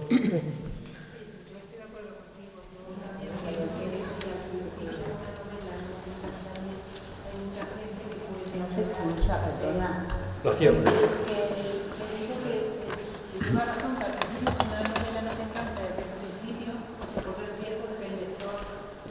La abandona, claro. Y entonces no la cabe leer. Entonces tienes que saber coger el hilo y seguir. A mí me pasaba también, yo he leído las novelas de Saramago, al principio son muy aburridas. Es totalmente distinto a lo tuyo. Y tienes que aguantar esos primeros capítulos que dices, todavía me quedan tantas páginas y fíjate. Y luego, sin embargo, no te dejan indiferentes. Tienes que aguantar y tal, pero el arranque, de cara a que llegue a muchos lectores, sí que es verdad que es importante y que ahí yo sí me costó también un poquito entrar. Yo si volviera a escribir otra, las tres que tengo tienen el mismo problema, quizás menos claro que en esta. Si volviera a escribir otra lo tendría muy presente eso, tendría que enganchar desde el principio, haría una técnica distinta, porque eso que en teatro me ha funcionado siempre, aquí tengo mis dudas. Pero bueno, yo lo hice sin pensárselo, porque es tu forma de actuar, ¿no? Dice, bueno, voy a colocar aquí un poema que la gente no entienda lo que es y no se sabe por qué lo guardan en el cajón, ni qué es lo que hace, ni nada, y luego se va entendiendo. Pero creo que es una mala... En cuanto... sí, exactamente, esto iba a decir. En cuanto... Sí, pero hay gente que no aguanta. Sí, es cierto. Sí. Es cierto, pero luego en el momento que tú vas avanzando y tú vas conociendo a esos personajes que son esperpentos y que te vas dando cuenta de que es que la realidad es así, como hemos hablado antes, que la realidad lo supera incluso, pues yo me fui quedando extasiada, ¿no?, de la crítica tan feroz, de la sátira, que abarca tantísimos aspectos, y uno de los que más me interesó fue lo que hemos hablado antes, lo que hemos estado comentando antes de la cultura, porque dice, la cultura se está banalizando. Sí, yo también lo creo, porque ¿qué ocurre? Que coges a ese pobre escritor, Javier se llamaba ese personaje, ¿no?, que él lo que quería era difundir su obra y que veía aquello como una oportunidad. Sin embargo, dice, no, aquí no vamos a difundir, pero él entra, porque en realidad tampoco, entre los escritores y entre los artistas tampoco hay muchas oportunidades, ¿no?, ni muchos recursos. Entonces yo lo vi como una forma de banalizar a propósito, de forma que las reflexiones más profundas y la literatura más profunda pues se va quedando pues fuera de la difusión, no se da a conocer a la gente. Entonces el coger la cultura, manipularla y dar un subproducto al consumidor es una forma de destruirla. Y a mí esa parte me encantó, vamos, que la tengo hasta subrayada, párrafos enteros y todo. Y luego tal como va sucediendo. Yo digo simplemente porque ha sido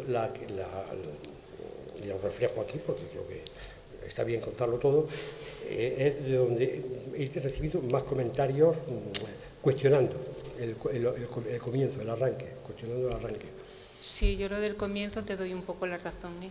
Es verdad que son si cuatro páginas, si tú a los cuatro folios, pues muchas gracias. Si tú a los cuatro... Una novela de esas páginas, y bueno, lo que sea de 20, si no me da la oportunidad, no sé. Que a mí me ha gustado lo de los poemas, digo. Ya está. ¿Te ha gustado, dices? Que a mí el comienzo me ha gustado. Sí, el poema. No sé, fíjate, yo lo hice pensando que era así, pero quiero decir que es donde he recibido como más resistencia, ¿no? Al decir, al principio te descolocas, no sabes. Es un comentario que en redes, la gente que lo ha leído, ha sido muy recurrente. Pero otro tiene una trama ahí continua, y no te deja parar, ¿no? Claro. Y esto es más pausado, ¿no? Sí. Bueno, también forma parte quizás de la costumbre lectora que cada cual tenga, ¿no? Y a lo mejor... si los lectores que lo han cogido tenían otra... Bueno, Pero vamos, yo no quería ocultarlo, quería decir que como esa es la parte negativa que he recibido, pues la pongo aquí. Si tú dices que no, pues estupendo, o sea, prefiero tu versión. Dime. Hola. Yo no he leído el libro, pero lo voy a leer.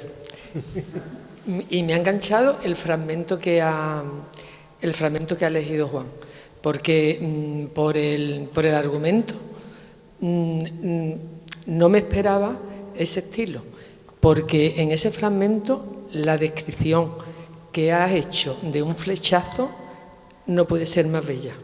Es que yo la veo poética. Claro, es que he visto, pero que no sé si en ese libro abundan ese tipo de... Esa escena hay que situarla, para ti que no lo has leído, hay que situarla en dos momentos. El padre, que es un dentista penitenciario, que se encargaba en el franquismo de sacar las muelas como elemento de práctica represiva, ¿no? Continuamente al hijo le dice, si no estudias te saco una muela. Esa es la constante que hay en la casa. Y cuando le enseña a jugar, a los juegos que le enseña es a construir cámaras de gas o sillas eléctricas. Y entonces se hace la descripción de una cámara de gas o una silla eléctrica como para matar insectos. Entonces, cuando lo lleva al circo y dice que va a ver los leones, dice, vamos a pasar a mayores. O sea, creía que en su enseñanza eso que había venido haciendo hasta ahora, que era matar cucarachas o matar otro tipo de insectos en la cámara de gas, pasaba a mayores. Por eso hay que encuadrarlo en esa... Es decir, eso no está aislado, forma parte de un proceso y lo lleva a los leones. Él, sin embargo, no ve los leones, ve la maravilla.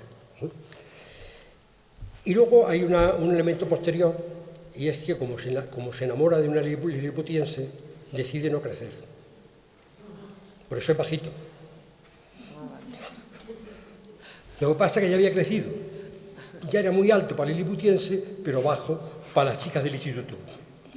Y entonces se queda ahí en medio camino, bajito, no liliputiense, pero bajito.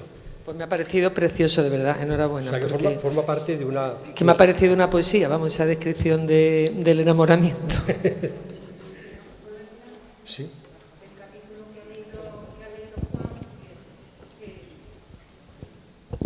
A mí de las cosas que lo que más me gustó es psicológicamente te das cuenta ahí del desconocimiento tan profundo que tiene ese padre o los padres en general de los hijos, ¿no?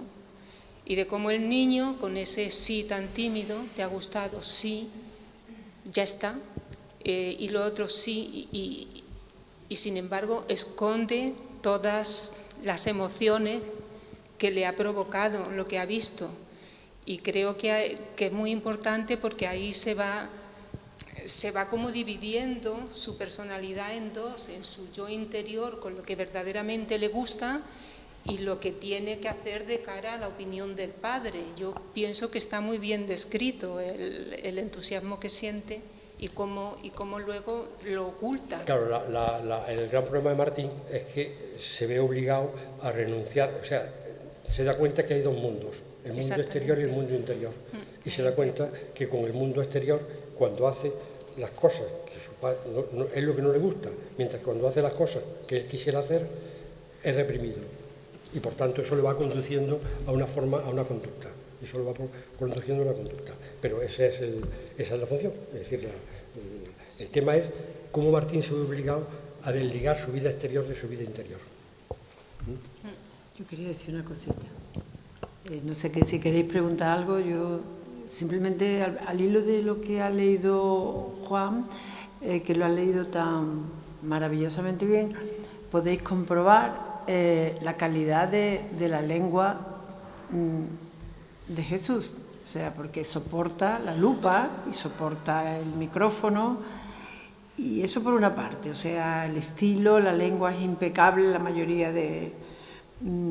Estoy de acuerdo en lo del principio que, hombre, que para mí sí, yo puedo estar de acuerdo contigo que hay principios más, pero después por otra parte hay una proeza para mí que es, porque la obra es un puro disparate, entonces quiero decir las cosas que pasan, ahora él cuando las explica más o menos, y después claro, los disparates se acumulan porque uno solo pero claro, es uno detrás de otro y uno detrás de otro, ¿no? Y a pesar de eso, ser capaz de sostener la arquitectura de la novela, a pesar del disparate, porque normalmente el lector busca reconocer su propia experiencia en lo que lee. Entonces, ahí leemos cosas que, bueno, como dice él, tienen base en la realidad, pero a fuerza de acumulación. Incluso la cantidad de desgracias que le pasan a Martín. Y, o sea, pues claro, resulta inverosímil, pero al mismo tiempo, para mí es una proeza el hecho de que se sostenga la trama, ¿vale? Eso, y ya digo, y que yo creo que la novela soporta la lupa, el ser dicha en alto, porque, bueno, ese pasaje, ese capítulo que ha leído Juan es muy poético, efectivamente, pero podría haber leído otros, ¿eh? Y soporta, pues, el ser dicho en alto.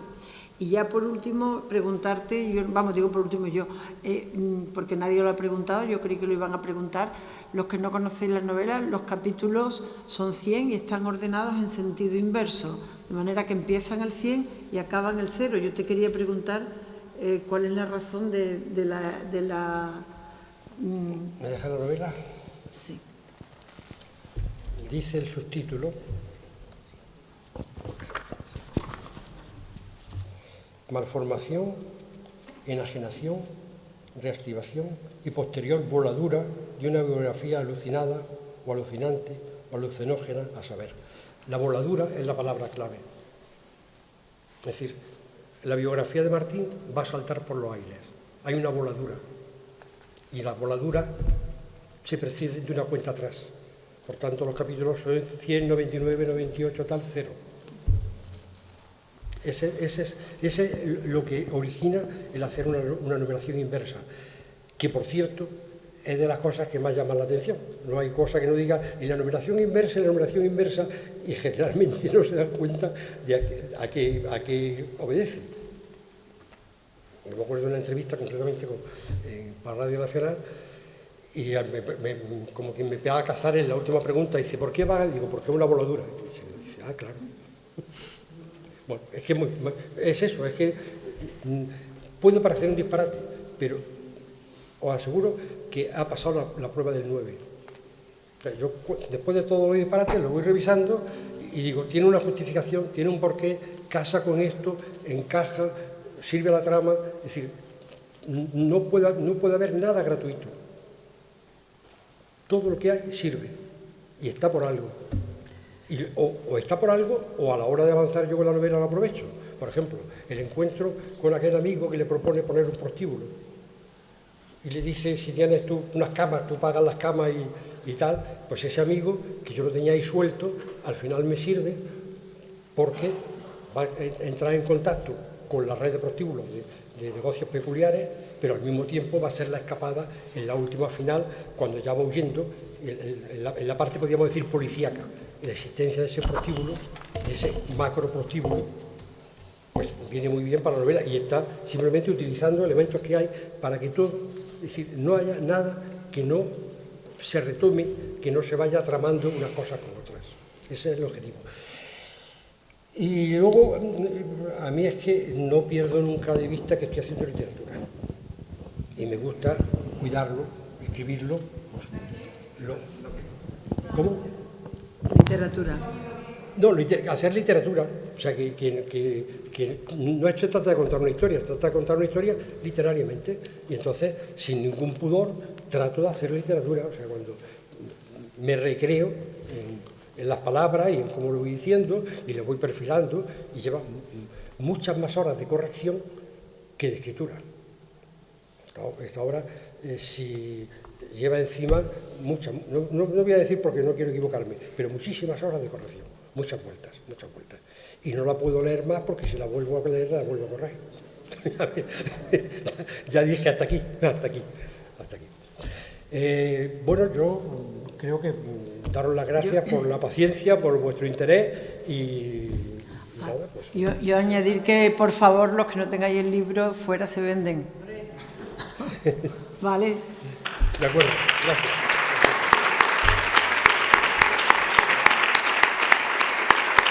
Jesús, dedícame el libro.